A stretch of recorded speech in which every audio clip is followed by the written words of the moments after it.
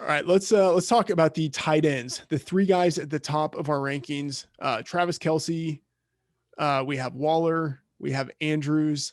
I don't think there's a big surprise there, but you could probably make an argument for whoever slots in at the number three spot, given that there's a power vacuum there.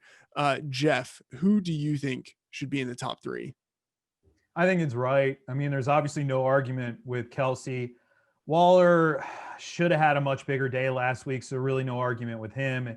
It really comes down to, do you buy into Hawkinson being really banged up? You know, is the toe injury serious enough here to move him down? Because he's been very good this season. It was really kind of, for fantasy purposes, his first down week of the year. I think it's right. I think Andrews, especially with no Nick Boyle, will benefit there, and he'll continue to see heavy volume. That's really what we're looking for, is volume. All right, who else are you high on this week? Well, actually, I threw out this name, and it's part of my personal crusade to change fantasy tight end. Because in week 9 on my Sirius XM show, I had somebody call in and say, Hunter Henry, he just isn't getting it done, man. I don't know. What should I do about this guy? Should I cut him? And so Hunter Henry in that game had 7 targets, 4 catches for 33 yards. Hunter Henry this past week had 6 targets, 4 catches, so 1 fewer target, 4 catches for 30 yards, 3 fewer yards, and he scored a touchdown. He went from the number 20 tight end the week before to the number 3 because of a stupid, stinking touchdown. Tight end scoring is broken. It is antiquated. It does not work in modern football at all. We have to do something about it. And the answer, I'm sorry, is not tight end premium, because that only further exacerbates the problem. We shouldn't have a 100% jump if you go 3 for 32 and no touchdown to 3 for 32 and a touchdown. You double up your fantasy points.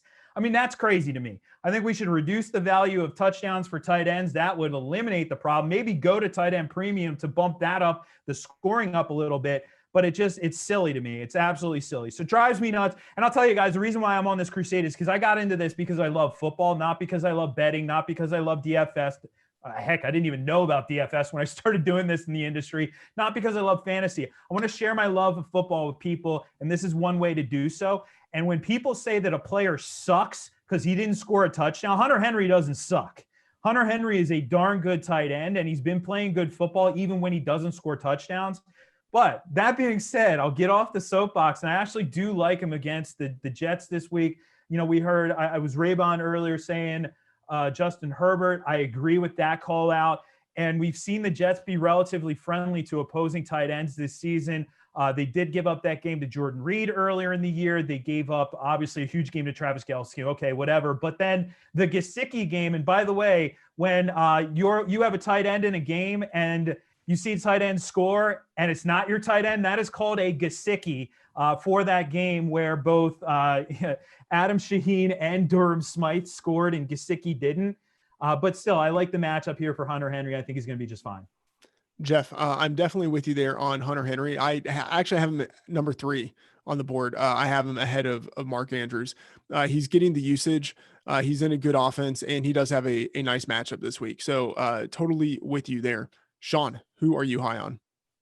So let me just first say that in season-long leagues where Taysom Hill is eligible at tight end, he's actually my tight end 4. So get him in your lineups. You're lucky if you're in a format like that and have him.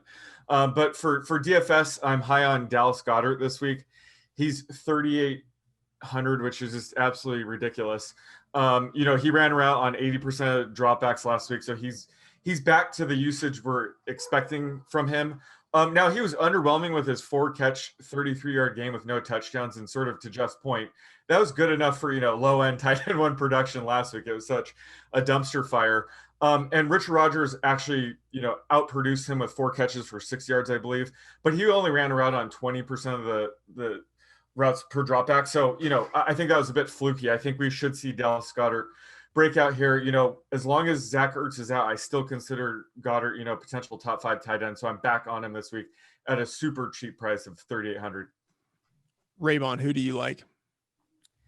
Mark Andrews this week for me. I mean, we knew Mark Andrews was going to be a little bit volatile this year just because Baltimore does not throw the ball very often. But now you have Andrews. He's the number one highest priced tight end on the slate, but he's still below 5K at 4,900. You're going against a Titans defense that ranks 29th in DVOA on targets to opposing tight ends. And as you know, Jeff mentioned, you have Nick Boyle lost, going down in that New England game. So he's going to be out. And we saw Andrew spike to 83% routes run per dropback. 2 weeks ago, he was at 78%. So those are two of his higher marks for the season. And I think, with Boyle out, you're probably going to have Ricard, the fullback, play some more tight end. But it's just going to cause Andrews, I think, to be a little bit more of that pass catching specialist, because Boyle still was, catching, a couple balls per game. So I like Andrews. I think he could continue to see a few more routes with this injury. And it's a wasteland every week. So I'm just kind of betting on talent here, and we have talent and matchup and price. So like Andrews. Jeff, who are you low on? I mean, the position's so flat after you get beyond the first two that you could almost say anybody here. You're just praying for touchdowns. I mean, because you're going to get 2 or 3 catches for 30 or 40 yards from most of these guys. But when I look at some of the shift in the landscape here, we keep going back to Jameis Winston. I think we do have to point out Jared Cook. Ask anybody about OJ Howard last year, and Jameis just is not going to look the tight end's way very often because he doesn't look in the short and intermediate. Plus the fact that my guy Adam Troutman's playing some good football as well and sort of eating into that target share there for Jared Cook. So I know a lot of people in season long are looking at that like fringe tight end 1 range. Is Cook viable? No. And then just not enough juice there for DFS purposes. Yeah, Jeff, you don't need to make too strong of an argument to me not to be interested in Jared Cook. I mean, yeah, you're right. The volume is not there. And especially now that he doesn't have that alchemy with Drew Brees, there are many reasons to be off of him. Sean, who are you low on? Mike Gesicki. I'm done coming up with reasons why he's going to break out of his slump here. Last week, I thought, Preston Williams and Isaiah Ford are out. Maybe he'll line up in the slot more. Nope. His routes run per dropback dipped to 62%.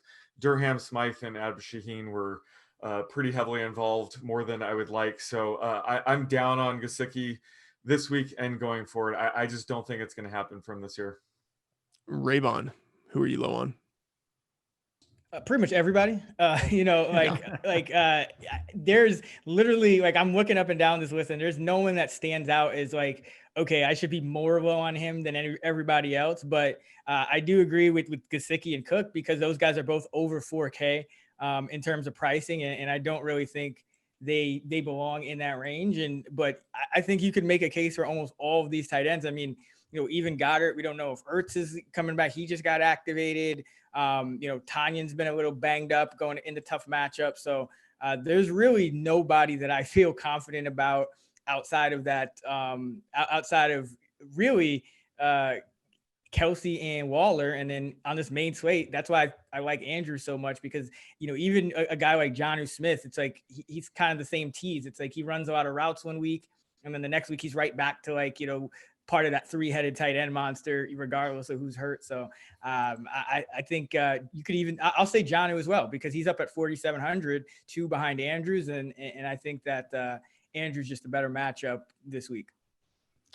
Raybon, I hear you there. A guy I'm relatively low on is Hawkinson, and it's more of just a defensive gesture in that he obviously has a lot of potential, and you can make an argument for him in the top 3 if he's fully healthy, especially with Kenny Golladay out. But I am worried about the toe injury. And so, we saw him with reduced target shares last week. And, I'm thinking if he's just getting fewer targets, he's injured, not going to be as efficient. A guy I would rather just not have any part of, especially for DFS. I think in season long, if you have him, you probably have to play him. You might not have another good option at tight end to go with, but in DFS, certainly someone I would be looking to stay away from. Sean, give us the prop. We're going with Mark Andrews receiving yards. You guys have already touched on it, but every week he has that massive touchdown upside, really high ceiling guy. But now that he's the only tight end there, his floor is raised, and that comes from his receiving yards. So curious to hear where you guys have him. Right now, I have him at 48.5 receiving yards. I was really hoping you would be up over 50. 48's a really good number, man. I'm going to take the slight under on it just based on the consistency factor with him, which hasn't really been there. I mean, he's topped this line, 4 times this season I'm seeing. But last week, of course, was one of those times, but I still think it's slightly under. Usually with Andrews in my head, I typically have, and I haven't run my projections this week, but typically have about 44 in my head. So I'll take the slight under.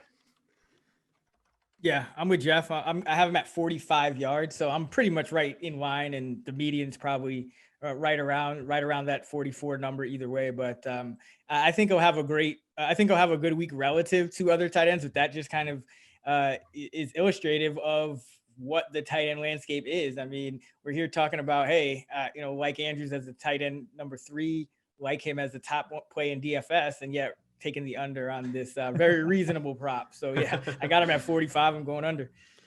Yeah, and it's Raybon, for me, it's almost an opposite dynamic. I don't have him in the top 3, but I'll be the fish who takes the over here. I think it's a good line, and I would be inclined to take the under here, but I do think that with Nick Boyle being out, at this point, it's just Mark Andrews out there 100% of the time. And so that could potentially result in maybe an extra target coming his way, which could bump him to the over. But I do think in general, the under here would be the sharper side.